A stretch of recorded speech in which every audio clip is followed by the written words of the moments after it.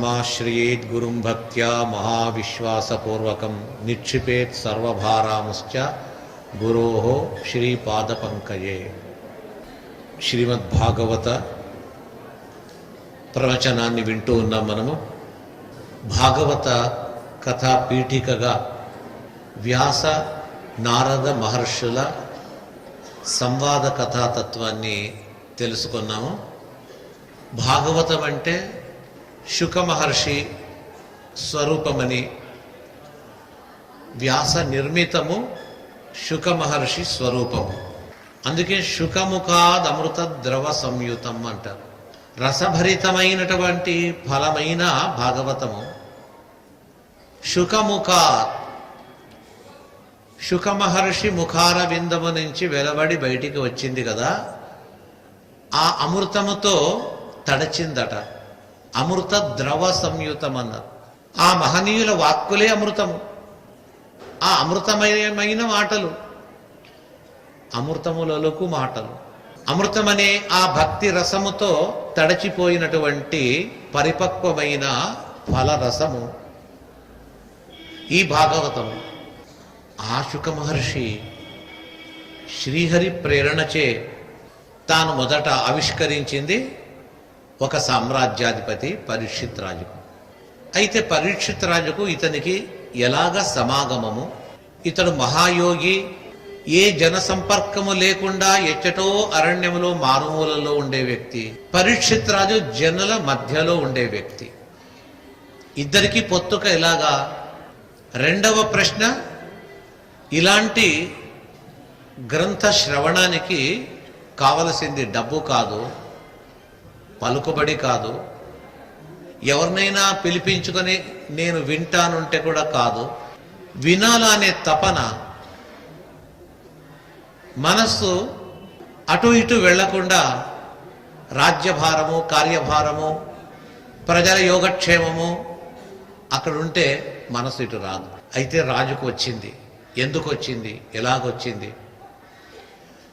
ఇలాంటి ప్రశ్నలు అడగగా శౌనకాది మహర్షులు దానికి సమాధానంగా మొట్టమొదట భాగవతాన్ని విన్నటువంటి వ్యక్తి పరీక్షిత్ మహారాజు యొక్క జన్మ ఎప్పుడు, ఎక్కడ, అతని జన్మ ఏ విధంగా అయింది, అక్కడి నుంచి ఆరంభించుకొని మహాభారతములోని ఆ కథావృత్తాన్ని వ్యాస భగవానులు మళ్ళా ఇక్కడ ఒకసారి చిత్రిస్తూ ఈ భగవద్భక్తుడైనటువంటి మహా తపోనిధి అయిన రాజర్షి బ్రహ్మజ్ఞాని అయిన పరీక్షితుని యొక్క పుట్టుక నుంచి ప్రారంభించుకొని సంక్షేపంగా శ్రీకృష్ణ పరమాత్మని పరంధామ గమనము వరకు సంక్షేప కథాతత్వాన్ని మళ్ళా ఒకసారి తీసుకొస్తారు. మహాభారత హరివంశ కథల సారాన్ని భాగవతములో అక్కడ ఒక చోట మళ్ళా ప్రస్తావించి, ఎందుకంటే కొన్ని విషయాలు ఒక చోట చెప్తే సరిపోదు, చెప్పిన దాన్ని మరలా చెప్తూ ఉంటాం. మనమే ఎక్కడైనా కొన్ని వ్యవహారాల్లో ఏదైనా పని చేయమని ఒకరికి ఒప్పచెప్తే ఆ పని సరిగా అవుతుందో లేదో, లేదా ఇది చాలా ముఖ్యమైన పని అని చెప్పేసి చెప్పిందే అయినా మరొకసారి వాళ్లకు జ్ఞాపకం చేస్తాం. నేను చెప్పాను కదా, జ్ఞాపకం ఉందా, ఆ పని చేస్తారా అంటాం. అంటే ఇది తప్పనిసరిగా ఈ పని జరిగే తీరాల. అదేవిధంగా మనము తెలుసుకొని తీరవలసినటువంటి అంశాలు భాగవతంలో ఉంది కాబట్టి ఇతరత్ర చెప్పిన దాన్ని కూడా కొద్దిగా వైవిధ్యం చేత మళ్ళా ఇచ్చట మనకు తెలియపరుస్తున్నాం. పరీక్షిత్ మహారాజు జన్మ కావాలా, అతను ఎప్పుడు పుట్టాడని, దానికంటే ముందుగా అతడు పుట్టడానికి కావలసిన, పుట్టడము కంటే ముందుగా జరిగిన ఒక సంఘటన, అత్యద్భుతమైనటువంటి సంఘటనను జ్ఞాపకం చేసి తర్వాత కథాతత్వానికి వెళతాం. మహాభారత యుద్ధానంతరము జరిగిన సంఘటనను ఒక్కసారి భారతం నుంచి తీసుకొస్తా. కౌరవ సైన్యము, కౌరవ వాహిని పూర్తిగా సమగ్రంగా నాశమైపోతుంది. ఇటు పాండవ పక్షములో కూడా అందరూ వెళ్ళిపోతారు, దాదాపు వెళ్ళిపోతారు. కౌరవ పక్షంలో భీష్మాచార్యుల పతనం నుంచి పెట్టుకుని అందరూ కూడా, సాధారణ సైనికులు కూడా అందరూ భూమిని వదిలి వెళ్ళిపోయారు. 100 మంది కౌరవులు, ధృతరాష్ట్ర పుత్రులు, వారి నిమిత్తంగానే యుద్ధం జరిగింది. యుద్ధానికి ప్రధాన కారకులే ధృతరాష్ట్ర పుత్రులు. 14 లోకములో ఉన్నటువంటి, అంటే మనకు లోకాలు 14 అయినా పుణ్యతమ లోకాలు పైన ఉంది. పాపలోకము భూలోకమే, దాని కింద కొన్ని లోకాల్లో కూడా దుష్టులు ఉన్నారు. ఈ సకల లోకాల్లో ఉండే అధర్మం ఎక్కడైతే ఉందో ఆ అధర్మమంతా కూడా, అంటే ప్రపంచములో ఉన్నటువంటి అధర్మమంతా కూడా ధృతరాష్ట్రుని పుత్రులైనటువంటి ఆ కౌరవుల్లో నిండుకొని వచ్చిందట. ఆ అధర్మమే మూర్తి భవించి వచ్చింది. అందులో ఎక్కువ అధర్మం వచ్చేసి దుర్యోధనుల్లో ఉంది. వారందరూ కూడా హతులయ్యారు. 100 మందిలో ఒక్కొక్కరు వెళ్ళి చివరి వ్యక్తి, అంటే పుట్టుకలో మొదటి వ్యక్తి దుర్యోధనుడు, మరణములో చివరి వ్యక్తి, అంటే అందరినీ సంహరించి వారి దుఃఖాన్ని చూచి ఆ దుఃఖయుక్తుడై చివరిలో పోవాలని చెప్పేసి ధర్మం ఇలా నిశ్చయించింది. చివరిగా చనిపోతున్నాడు దుర్యోధనుడు. అది భీమసేనుని గదా ప్రహారము చేత ఆ తొడ పగిలిపోయింది, చీలిపోయిందట. పడి ఉన్నాడు. యుద్ధ భూమిలో ఎందరో మృతదేహాలు, చాలామంది దేహాలు ఉన్నది. అందులో కౌరవుల మృతదేహాలు ఒక చోట, దుర్యోధనుని మృతదేహము ఒక చోట. ఇంక అయిపోయింది. కొన్ని క్షణాల్లో ప్రాణము పోతుంది, దుర్యోధనుని ప్రాణము. ఆ సందర్భములో కూడా ఆ దుర్యోధనుడు తన అధర్మ బుద్ధిని, తన దౌష్కృత్యమును మరవక వదలక మళ్ళా ఆ దుర్మార్గతనాన్ని ప్రదర్శిస్తున్నాడు. ఇంకేమి కొన్ని ఫ్యూ సెకండ్స్ అనొచ్చు, కొన్ని 1-2 నిమిషాలు అనొచ్చు. ఆ సందర్భములో అశ్వత్థామ ద్రోణపుత్రుడు, అతనికి బిరుదు అశ్వత్థామ ఆచార్య, గొప్ప శస్త్రాస్త్ర కోవిదుడు. అతనికి తెలియని ధనుర్విద్య లేదు, వేదాది శాస్త్రముల్లో పాండిత్యం, పుట్టినది బ్రాహ్మణ కులం, చేసేది క్షత్రియ క్రియ, మహా గొప్ప వ్యక్తి, సాక్షాత్ రుద్రాంశ సంభూతుడు.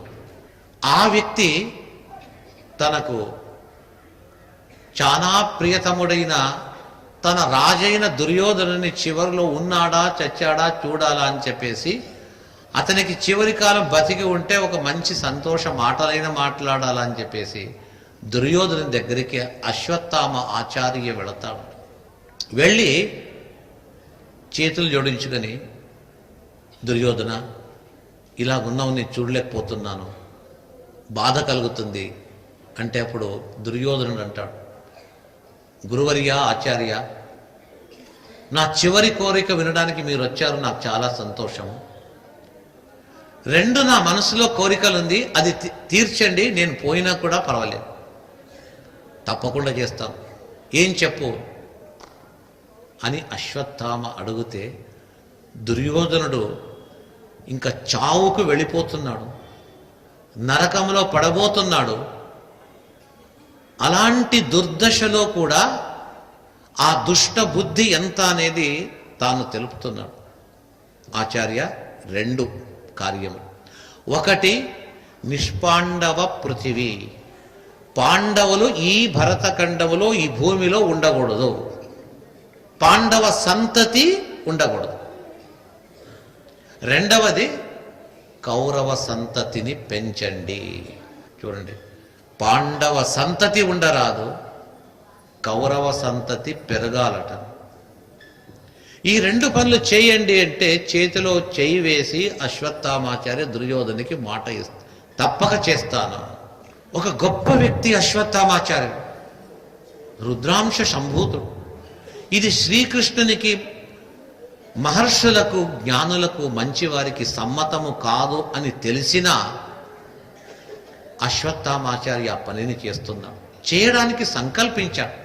దుర్యోధనుడు ప్రాణములను కోల్పోయాడు. అశ్వత్థామ అక్కడి నుంచి నిర్గమించి బయటికి వస్తూ ఉండగా భీమసేనుడు చూచాడు. ఇంకా కుతంత్రాన్ని చేస్తున్నాడు ఈ ద్రోణపుత్రుడు అని చెప్పేసి రథాన్ని తీసుకొని అతని వెంట సాగుతూ ఉండగా అశ్వత్థామాచార్యుడు భీమసేనుని పరాక్రమ వేగము చూచి నన్ను చంపేస్తాడని చెప్పేసి భయపడి ఆ యుద్ధ భూమిని కూడా వదిలి బయటికి వెళ్తాడు. అశ్వత్థామ వెంట కృపాచార్య, కృతవర్మ అనే ఇద్దరు కూడా వెళతారు. అరణ్యంలో వెళ్ళిపోతారు. వెంటాడతాడు భీమసేనుడు. ఇంకా దట్టమైన లోపల వెళ్ళిపోతాడు. సరే, పారిపోయే వారిని వెంటాడరాదు, ఇది ధర్మము, క్షాత్ర ధర్మం అని చెప్పేసి భీముడు వదిలేస్తాడు. ఆ రాత్రికి అక్కడే అరణ్యంలో ఉంటారు. బయటికి వస్తే చంపేస్తాడు భీముడిని. రాత్రి అయింది, మధ్యరాత్రి. దుర్యోధనుని యొక్క మాటనే స్మరిస్తూ ఉన్నాడు. ఏమని? ఆచార్య, పాండవ సంతతి నిర్మూలం కావాలి, భూమిపై పాండవుల ఒక్క జాడ ఉండరాదు, కౌరవ సంతతి పెరగాలి. మొదటిది పాండవ సంతతి నిర్మూలము, పాండవులను దేశ బహిష్కరణ చేయటం, వీలైతే సంహారం చేయటం. ఎలాగా? రాత్రి మధ్యరాత్రి అయింది, ఆలోచిస్తూ ఉన్నాడు. పక్కన ఉన్నటువంటి కృపాచార్య ఇద్దరూ కూడా నిద్రపోతున్నారు. నిద్ర పట్టలేదు ఇతనికి. ఆ పని పూర్తి కావాలా అని దురాలోచనతో అశ్వత్థామాచార్య ఆలోచిస్తూ నిద్ర పట్టలేదు. మధ్యరాత్రి, మహానిశీతకాలం, రాత్రి బహుశా 2 గంటల సమయం. ఏ అరణ్యంలో పడుకున్నాడో అది ఒక మహావృక్షం. చూస్తూ ఉండగా ఆ వృక్షం పైన ఎన్నో కాకులు, మిగతా పక్షులు రాత్రి విశ్రాంతి తీసుకుంటూ ఉండగా ఒక రాత్రి పక్షి, అంటే గుడ్లగూబ, అది ఎక్కడి నుంచో బృహదాకారం, పెద్ద ఆకారం గలటువంటి భయంకరమైన ఆ పక్షి లోపల చేరింది. చేరి పడుకున్నటువంటి ఆ పక్షులనంతా పొడిచి చంపేసిందట. తాను మాత్రము ఆ వృక్షములో విహరిస్తూ ఉంది. ఆ దృశ్యాన్ని అశ్వత్థామాచార్య చూడడం జరిగింది.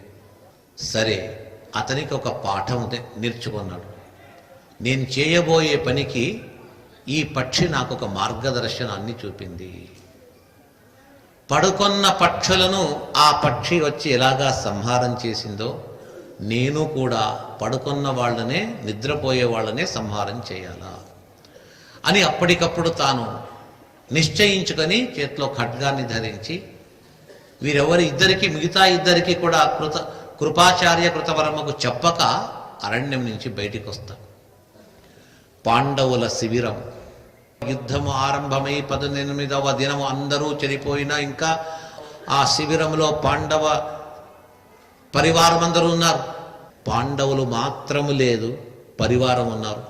ఆ శిబిరానికి ప్రవేశిస్తాడట అశ్వత్థామ. అందరూ నిద్రపోతున్నారు. ఆ శిబిరంలో ఎవరెవరైతే వస్తున్నారో అందరినీ తన చేత ఖడ్గము చేత కుడివైపు ఒకసారి, ఎడమవైపు ఒకసారి ఖడ్గాన్ని తిప్పుతూ సుమారుగా వందల సంఖ్యలో ఉన్నటువంటి వారందరినీ చంపేస్తారు. దృష్టద్యుమ్నుడు కూడా, ద్రుపద రాజకుమారుడు, అతన్ని కూడా చేత పట్టి భూమిపైన పడవేసి అతని వక్షస్థలంపై కాళ్ళు పెట్టి అతన్ని సంహరిస్తాడు. చిన్న పిల్లలు ఎంతమందిని అందరినీ చంపేస్తాడు. ద్రౌపది యొక్క కుమారులు 5 మంది ఉపపాండవులు అంటారు. నిద్రపోయే శిశువులైన ఆ ఉపపాండవులను నిర్దాక్షిణ్యంగా తల నరికేస్తాడు. ఇంత పని ఎందుకు చేస్తున్నాడు అంటే, భర్తృప్రియం ద్రౌణి రీతి స్మపశ్చన్, నాకు ఆశ్రయమిచ్చిన దుర్యోధనుడు నాకు ప్రభువు, మాకు రాజు. అతడు ఏం చెప్పినా వినేది నా కర్తవ్యము, చేసేది నా ధర్మము అంటూ చేశాడు. ఆ శిశువులను చంపేటప్పటికీ ద్రౌపదికి వార్త తెలిసి చాలా ఉద్విగ్నమై తాను ఏడుస్తూ ఉందట, బాధపడుతూ ఉంది. నిర్దాక్షిణ్యంగా శిశు సంహారం, ధర్మిష్ఠులను సంహారం చేసేశాడు.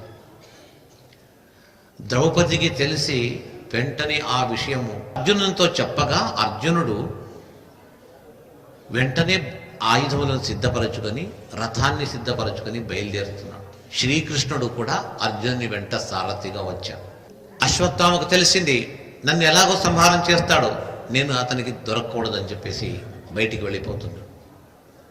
అర్జునుడు కృష్ణునితో కూడి తాను బయలుదేరుతున్నాడు. అతి వేగంగా వెళుతున్నాడు, ఇతడు కూడా వేగంగా వెళుతున్నాడు. చివరకు అర్జునుని వేగాన్ని తట్టుకోలేక అశ్వత్థామ నన్ను చంపేస్తాడు, నా ప్రాణరక్షణ కావాలని చెప్పేసి దిక్కుతోచక తాను అస్త్రాన్ని వదులుతున్నాడు. బ్రహ్మాస్త్రాన్ని వదిలేశాడు. బ్రహ్మాస్త్రము మండుతూ జ్వలిస్తూ వస్తోంది. ఆ బ్రహ్మాస్త్రం అతిపెద్దగా వెలుగుతూ జ్వాలలతో కూడి వస్తూ ఉండగా అర్జునుడు చూచాడు. వేగంగా వెళుతూ ఉన్న అర్జునుని వేగాన్ని నిరోధించింది. అర్థం కాలేదు, అంత పెద్ద జ్వాల ఆకాశంలో మండుతూ వస్తుంది. పైగా ఆ వేడి, ఆ బ్రహ్మాస్త్రం యొక్క తాపము, ఒకచోట తాపము, ఒకచోట ఆ జ్వాల. అర్జునికి అర్థం కాలేదు.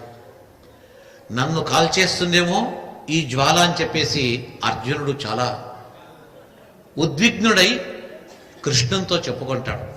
కృష్ణ కృష్ణ మహాభాగా భక్తానాం అభయంకర త్వమేకో దక్యమానానాం అపవర్గోసి సంస్మృతే. శ్రీకృష్ణ మహానుభావ, ఏదో ఒక పెద్ద జ్వాల నా వైపు వస్తుంది, అది ఏమో అర్థం కావటం లేదు. ఆ అగ్ని తాపాన్ని భరించలేకపోతున్నాను. నన్ను ఎప్పుడైనా ఏ క్షణంలోనైనా కాల్చివేయవచ్చు, అది ఏమో నాకు తెలియదు. ఇంతవరకు నాకు చాలా ఆపదలు వచ్చింది, ప్రతి ఆపదను నీవే కాపాడావు, ఇప్పుడు కూడా ఈ ఆపద నుంచి నన్ను కాపాడు అని అర్జునుడు చెప్తూ ఉన్నాడు. శ్రీకృష్ణుడు అర్థం చేసుకున్నాడు. అంటున్నాడు అర్జునుడు, ఈ అస్త్రం ఏంటో అర్థం కావటం లేదు దేవదేవ. వచ్చేటప్పుడు కాస్త చిన్న జ్వాల వచ్చి వస్తూ వస్తూ ఆ జ్వాల అభివృద్ధి అయి ఆకాశం అంతా వ్యాపించిపోయి ఒక్క అర్జునుని కాదు, సమగ్రమైన భూమినే కాల్చివేసేంత శక్తి ఈ జ్వాలకుంది. ఈ జ్వాల ఏమనేది నాకు పరమదారుణమైన, ఇది నాకు అర్థం కావటం లేదు అని చెప్పగా కృష్ణుడు అంటున్నాడు, అర్జున, ఇది ఏదో కాదు, ద్రోణపుత్రుడైన అశ్వత్థామ వదిలినటువంటి బ్రహ్మాస్త్రము. ద్రోణపుత్రస్య బ్రాహ్మమస్త్రం ప్రదర్శితం. నీవు బాగా అర్థం చేసుకో, ఇది ఏదో కాదు, ద్రోణపుత్రుడైన అశ్వత్థామ ప్రయోగించినటువంటి బ్రాహ్మం అస్త్రం. బ్రహ్మ సంబంధమైన అస్త్రం. అస్త్రాల్లో చాలా రకరకాల అస్త్రాలు, వారణాస్త్రం, వాయవ్యాస్త్రం, ఆగ్నేయాస్త్రం అని. అన్ని అస్త్రాలను మీరిన అస్త్రము బ్రహ్మశిరోస్త్రము. బ్రహ్మశిరస్సు అంట. ఆ బ్రాహ్మం సంబంధమైనటువంటి ఈ అస్త్రము ఇది చాలా ప్రమాదకరమైన కృష్ణుడు చెప్తున్నాడు. ఈ అస్త్రాన్ని వదిలి ప్రయోగించిన వాడు ఎవరో కాదు, నీతో పోరాడే అశ్వత్థామనే కృష్ణుడు చెప్తాడు. అతడు ప్రయోగించాడు కానీ తప్పిది, ప్రయోగించకూడదు. బ్రహ్మాస్త్రాన్ని స్వార్థానికి ఎప్పుడు కూడా వాడకూడదు. అందుకే ద్రోణాచార్యుడు అస్త్ర విద్యను అందరికీ నేర్పుతూ, అందులో అర్జునుడు సర్వశ్రేష్ఠుడు, అర్జున్ని అద్వితీయ అస్త్రవేత్తగా నేను తయారు చేస్తానని చెప్పేసి సంకల్పించి చేసి, ఏ అస్త్రము కూడా ఉంచక అన్నిటినీ కూడా ఉపదేశిస్తాడు. బ్రహ్మాస్త్రాన్ని చెప్పాడు. ఎప్పుడైతే అర్జునునికి బ్రహ్మాస్త్రాన్ని ద్రోణాచార్యుడు చెప్తాడో, ఇంటికి వచ్చిన తర్వాత అశ్వత్థామ తండ్రితో ద్రోణాచార్యునితో చెప్తాడు, నీకు కొడుకు కంటే వేరే వారే గొప్ప కదా, అర్జునునికి నీ ఉపదేశం చేశావు, నాకు చేయలేదు, నాకు కూడా చెప్పు. ద్రోణాచార్యుడు అంగీకరించలేదు.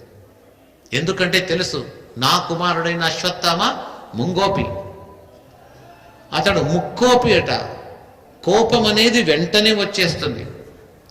ఆ కోపంలో ఈ అస్త్రాన్ని వదిలేస్తే జగత్తే నాశనం అయిపోతుంది. ఇది చెప్పకూడదు. భార్య ఇక రోజు గొడవ, చెప్పండి మన కుమారుడే కదా, చెప్పండి చెప్పండి. సరే, ఒక సమయంలో ఆ బ్రహ్మాస్త్రాన్ని గురించి ఉపదేశం చేశారు. స్వీకరించి వెంటనే వెళ్ళిపోతాం. కొన్ని అస్త్రాలు నేర్చుకోవాలా, కొన్ని అస్త్రాలు నేర్చుకునేటప్పుడు చాలా జాగ్రత్త వహించాలి. అందులో బ్రహ్మశిరోస్త్రం అంటాం కదా, ఈ అస్త్రాన్ని వదలడం ఎలాగా అని చెప్పేసి తెలుసుకునేదే కాక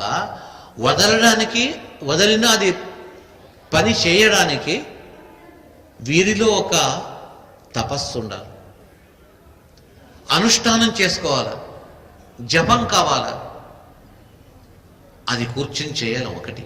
రెండవది, ఎప్పుడైనా మన నుంచి ఒక్కొక్కసారి వదలవలసి వస్తే, ఎక్కువ ప్రమాదమైతే, ఆ ప్రమాద స్థాయికి చేరుకుంటే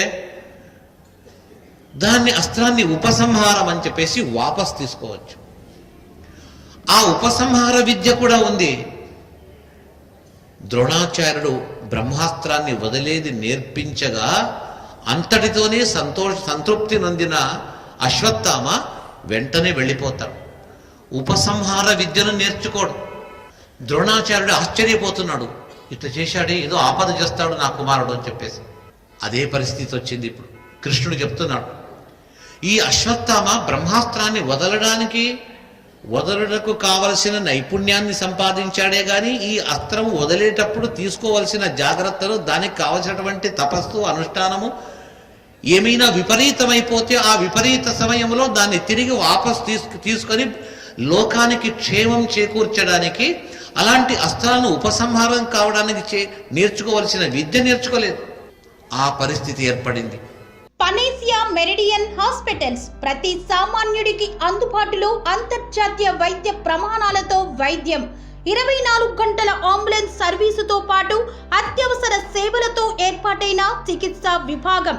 మా దగ్గర గుండె సంబంధిత, మూత్రపిండ, కాలేయ, కంటి జబ్బులకు, మోకాళ్ల శస్త్ర చికిత్సతో పాటు కోవిడ్-19, బ్లాక్ ఫంగస్ వంటి వైరస్లకు, అన్ని రకాల ఆరోగ్య సమస్యలకు నమ్మకమైన అత్యాధునిక వైద్య చికిత్సను అందిస్తున్న హాస్పిటల్ పనేసియా మెరిడియన్ హాస్పిటల్స్. మీ ఆరోగ్య సమస్య ఏదైనా ఇప్పుడు పరిష్కారం సాధ్యం. సంపూర్ణ ఆరోగ్యం కోసం సంప్రదించండి Panacea Meridian Hospitals, opposite Bheeramguda కమాన్, RC Puram, Sangareddy district, pin code 502032. సంప్రదించాల్సిన ఫోన్ నెంబర్ 0845524177 మరియు 7893757770.